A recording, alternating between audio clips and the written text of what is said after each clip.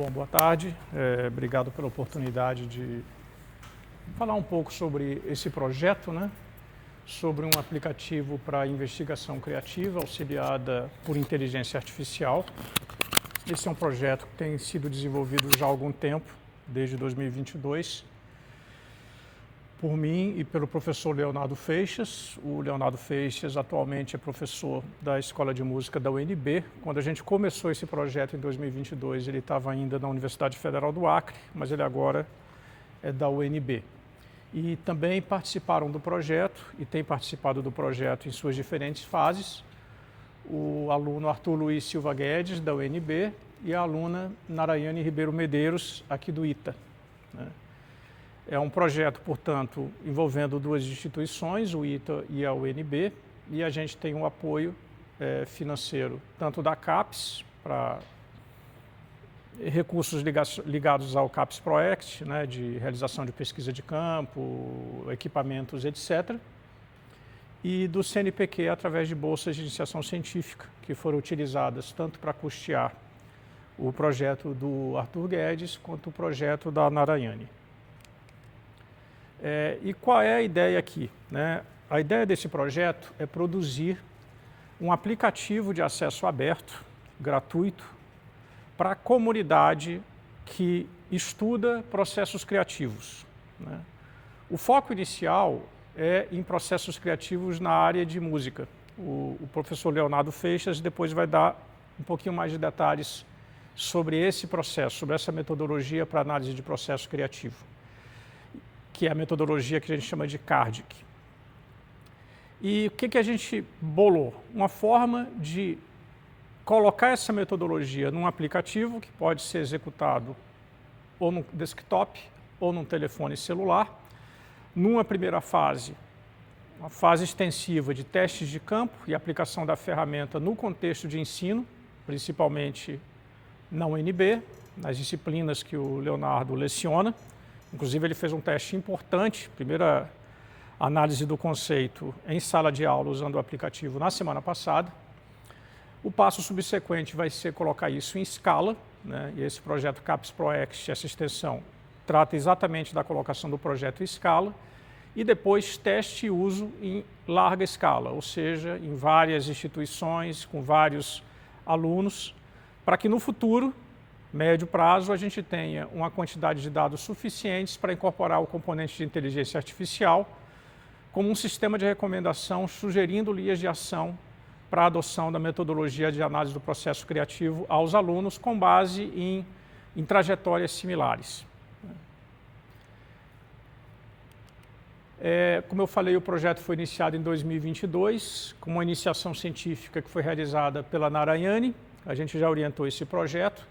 Esse projeto gerou algumas publicações na época, inclusive em eventos internacionais, mas o que a gente fez basicamente na ocasião foi a modelagem preliminar, ou seja, a Narayane desenvolveu uma aplicação em desktop, que não roda na nuvem ainda, roda num desktop, e a gente teve várias interações com o Leonardo, que é o proponente da metodologia, principalmente, para tornar a ferramenta útil do ponto de vista do aluno ou do pesquisador na área de música. E também fizemos uma avaliação, na ocasião, sobre a utilidade percebida do instrumento através de um survey com alunos da área de música. E aí ficou bem claro que havia uma percepção de que poderia ser uma ferramenta muito útil. Como o Leonardo vai explicar depois, esse processo de investigação criativa de obra autoral, né, de obra de um artista, ele usou isso no doutorado dele, ela envolve o uso de vários tipos de meios, né, gravações, áudios, relatórios, etc. E só o fato de você ter uma ferramenta que permita coletar as informações de forma organizada e que seja portátil, porque os ensaios criativos não têm lugar para acontecer, só isso já é um componente importante do projeto, né? Então, isso foi percebido na época desse survey, através dessas pesquisas iniciais. O projeto continuou em 2024.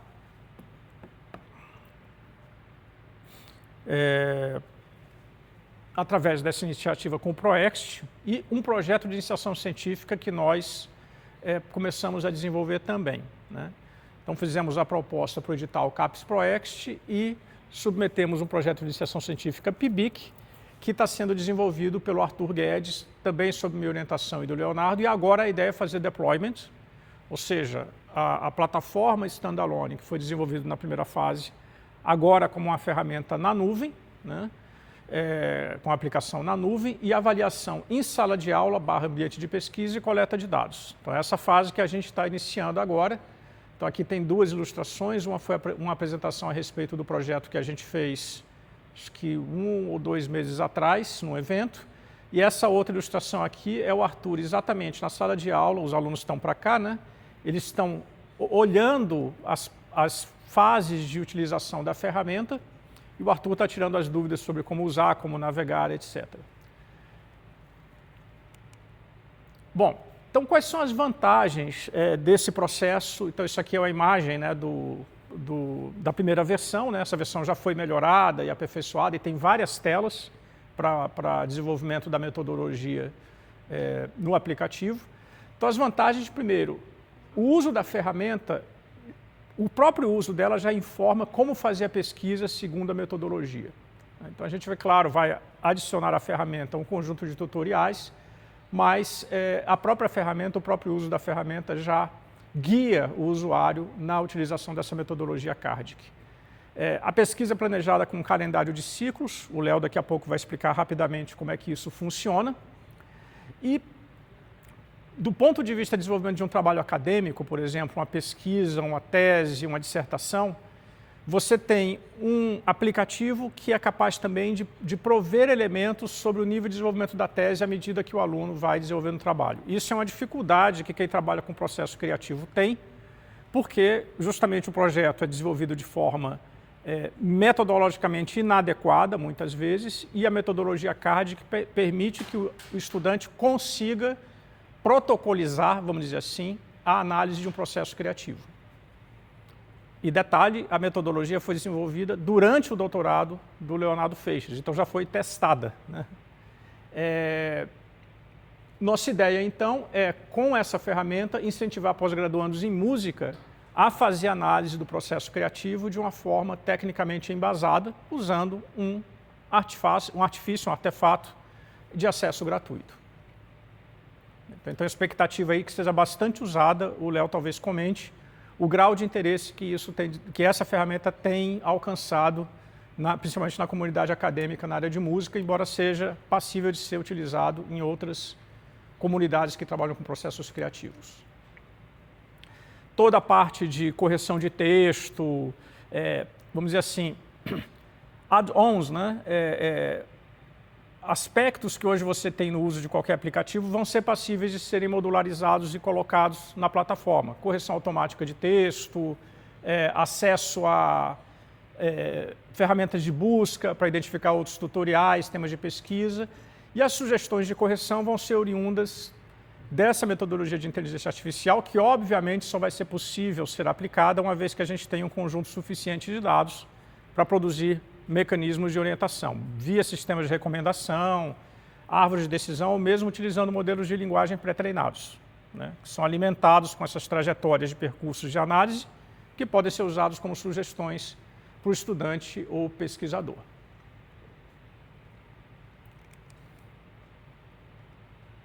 Uma coisa que a gente pensou no projeto original, mas que não está mais tão forte agora como prioridade, é a utilização do aplicativo como uma rede social.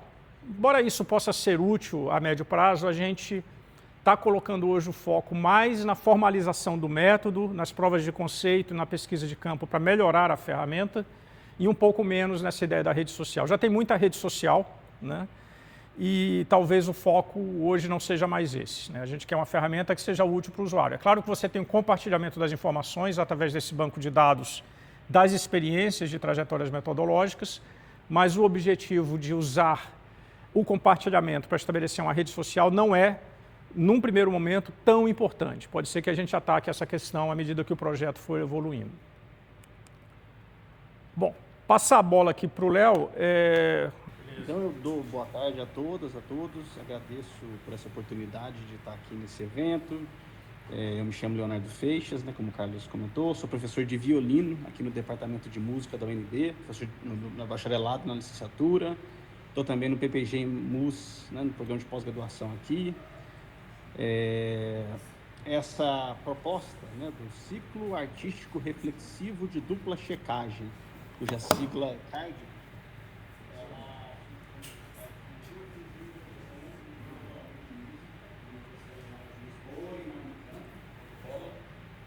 dentro desse campo de pesquisa, né, dessa epistemologia de pesquisa chamada de pesquisa artística, que é um campo não hegemônico, né, dentro do campo da música.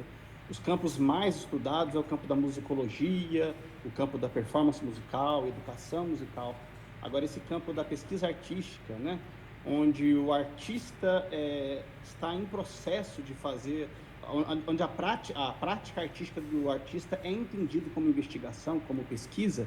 Então, é uma epistemologia bem carente de metodologia de pesquisa mapeada, né? Então, nesse tipo de pesquisa, a importância aqui é o caráter processual.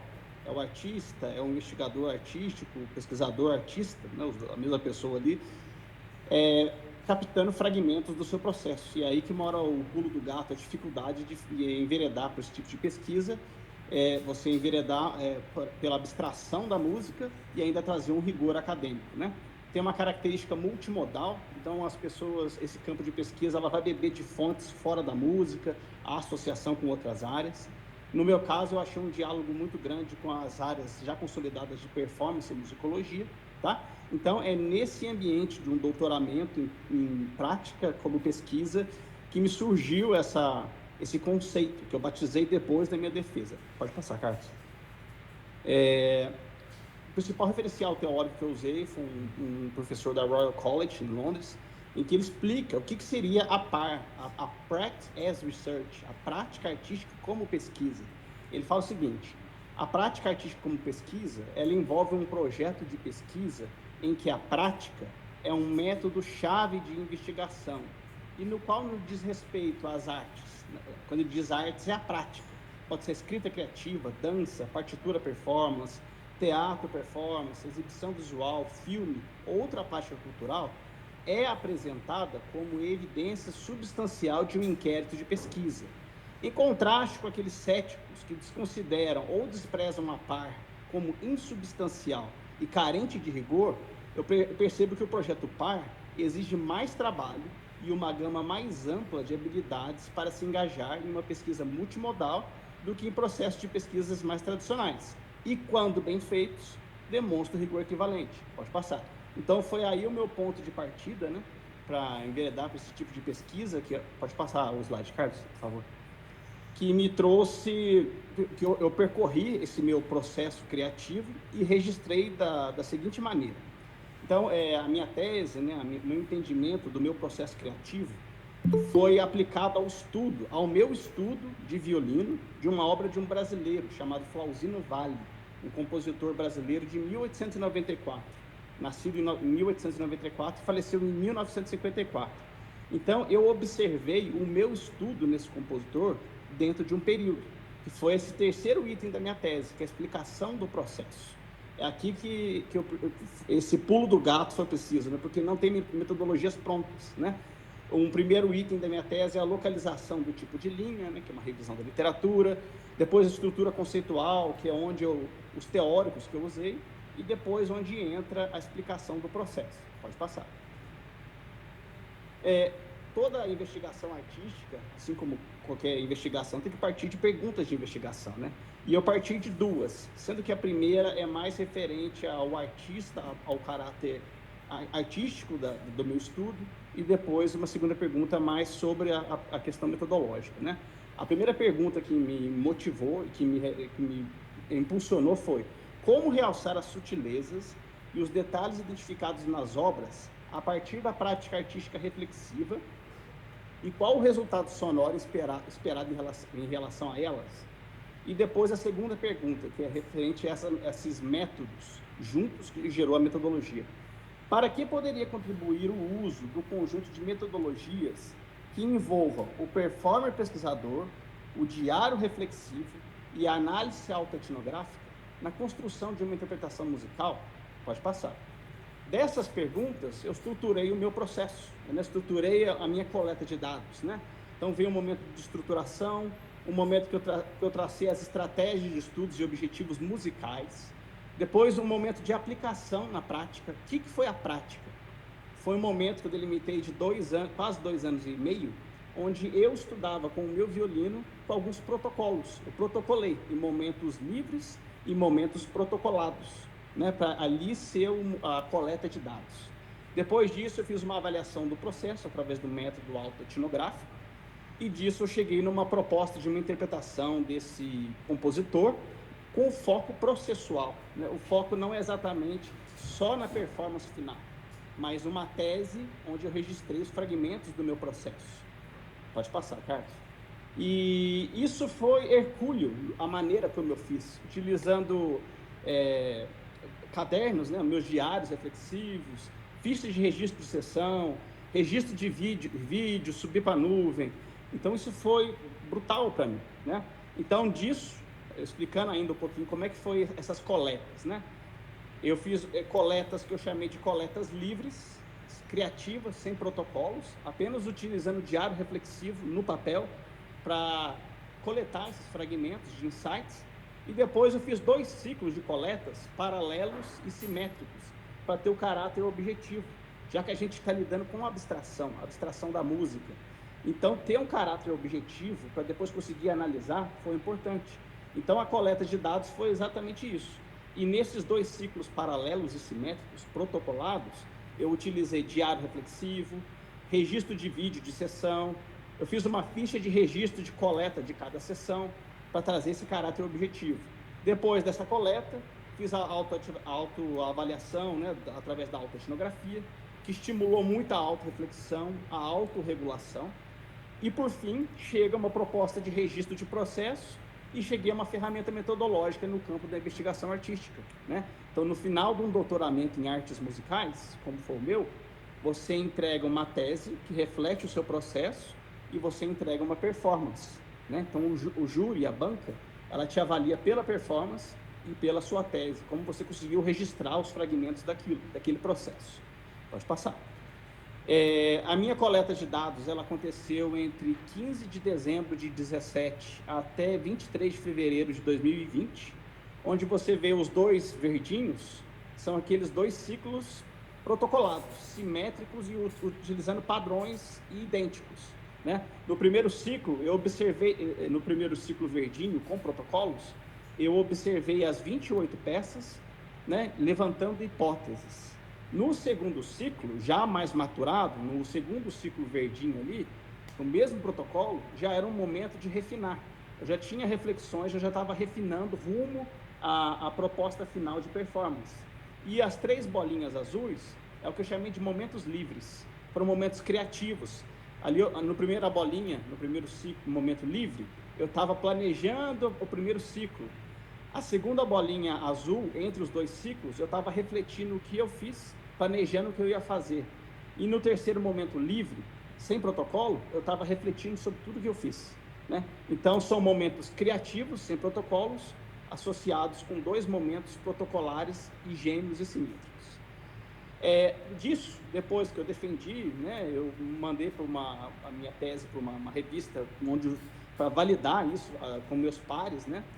E batizei esse percurso como ciclo artístico reflexivo de dupla checagem.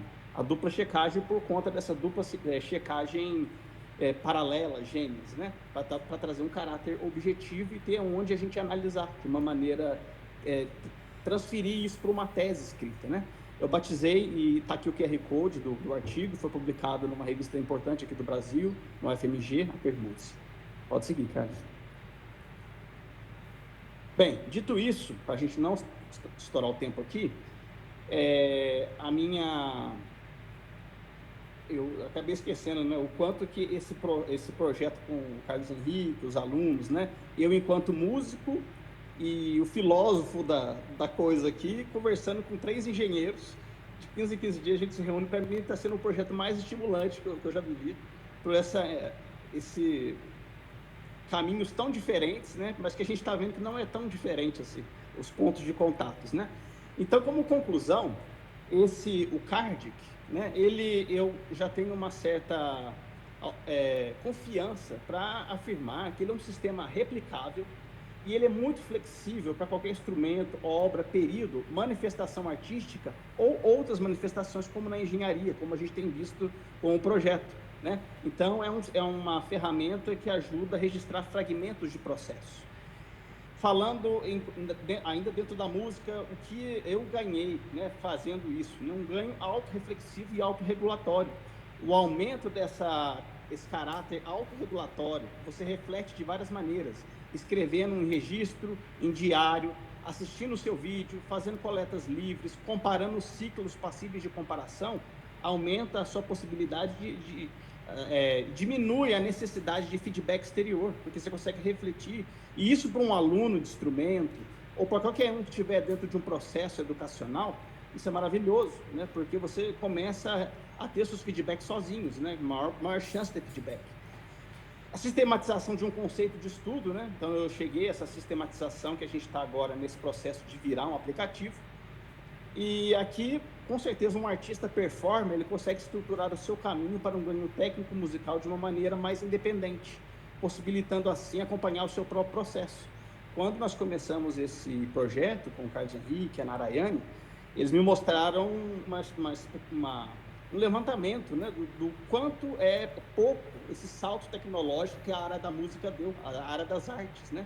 Quanto poucos aplicativos, quanto a tecnologia não está dentro da nossa realidade, né? E quando eles me mostraram isso, foi um incentivo a mais para continuar, né? Então, o software, ele tem esse caráter, né, de ser um facilitador, como o próprio professor Carlos Henrique comentou, acesso à informação, navegação, portabilidade, compartilhamento de experiências, que é algo que a gente está pensando como, e acessibilidade. Então, isso pode ser uma maneira mais atrativa de outros investigadores que quiser fazer nesse caminho, ser uma maneira muito mais amigável, né? Dito isso, as conclusões, as referências principais, né? Eu botei, pode passar, Carlos. Botei bem geral, né? Não são exatamente as que eu usei aqui, mas de uma maneira geral são todos pesquisadores brasileiros, estrangeiros, que me trouxeram até essa metodologia, né? Que é algo bem recente no Brasil, que está muito desenvolvido, né? A prática como pesquisa é muito desenvolvida nos países, na Inglaterra, na Finlândia, na Suécia, na Austrália. Portugal está se tornando um centro disso, e o Brasil, eu percebo no mapeamento que eu estou fazendo para alguns colegas, que está expandido nessa área também, né? Então é isso, eu agradeço e passo a palavra para o professor Carlos. Obrigado. É isso, pessoal, obrigado aí